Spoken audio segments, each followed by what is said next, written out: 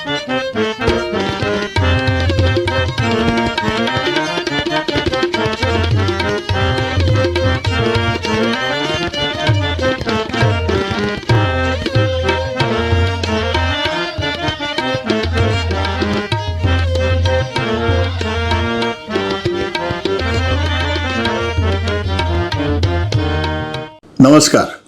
मी श्रीकांत दादरकर आपणा सर्व रसिकांचं मनःपूर्वक स्वागत करतो. रंगनाथाचा रथोत्सव या शीर्षकांतर्गत आज सादर होत आहे स्वरराज छोटा गंधर्व. घरात गाण्याचा वारसा नसताना, गाण्याला अनुकूल वातावरण नसताना, सुरांचा शहंशहा असा लौकिक ज्यांनी मिळवला, नटाला आवश्यक रूपसंपदा नसताना गायक अभिनेता म्हणून ज्यांना दिगंत कीर्ती मिळाली, उत्तम कवी, वाग्गेयकार, उत्कृष्ट रागदारी गायक, उत्तम संगीतकार असं बहुरंगी व्यक्तिमत्व ज्यांना लाभलं, जन्मजात मधुर आवाजाची देणगी लाभली असली तरी आपल्या कोमल, सुंदर आणि विद्वत्तापूर्ण गायकीने रसिकांना ज्यांनी मंत्रमुग्ध केलं, ज्यांच्या नुसत्या नावानं पहिल्या 1.5-2 तासात नाट्यगृहात हाऊसफुलचा बोर्ड लागत असे, असा संगीत रंगभूमीचा जादूगर म्हणजे सौदागर नागनाथ गोरे उर्फ छोटा गंधर्व. वयाच्या 10व्या वर्षी दामुअण्णा जोशी यांच्या बालमोहन नाटक मंडळीत प्राणप्रतिष्ठा नाटकात त्यांचा नायिका म्हणून प्रवेश झाला आणि वयाच्या 12व्या वर्षी त्यांचं गायन ऐकून नाशिकच्या शंकराचार्यांनी त्यांना बालकिन्नर ही पदवी दिली.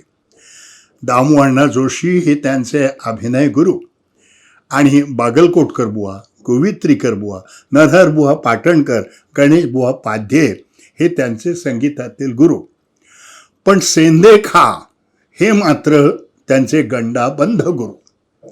छोटा गंधर्व नेहमी सांगत असत, मला शिकवणं आवडलं ते सेंदेखा यांचं, कारण शिष्याला आज्ञानात ठेवून त्याची उत्सुकता ताणण्याची त्यांची वृत्ती नव्हती. गुरूंनी मार्गदर्शन करावं, कल्पनाशक्तीला चालना द्यावी, ताण अशीच घे असा आग्रह गुरूनं धरणं ही चूक आहे. स्वतःच्या गुरुविषयी जसं ते सांगत तसं ते स्वतः गुरु म्हणून शिष्यांना सांगत, माझ्याकडे गाणं शिकताय म्हणून माझी नक्कल करू नका, माझी गायकी शिका, पण स्वतःच्या गळ्याला योग्य अयोग्य काय ते ओळखून त्यानुसार प्रत्येकानं गायलं पाहिजे. गाण्याचा प्रारंभ आणि शेवट हा आकर्षक करता आला पाहिजे.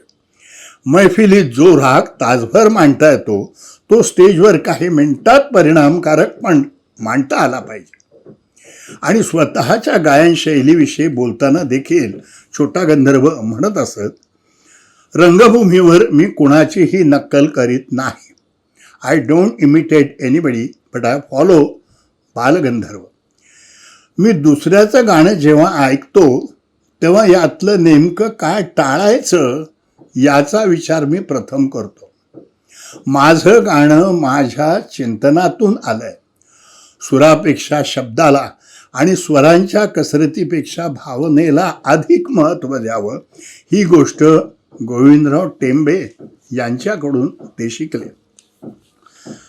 जवळजवळ 15 वर्ष त्यांनी दामुअण्णा जोशींच्या मार्गदर्शनाखाली बालमोहन नाटक मंडळीत काम केलं. नंतर आपले काही सहकारी शंकर आपटे, हंसराज कोरडे, नागेश जोशी यांच्याबरोबर त्यांनी कला विकास ही स्वतःची नाटक कंपनी सुरू केली. कला विकासचं देव माणूस हे नाटक फार गाजलं, पण कंपनी काही फार काळ चालली नाही.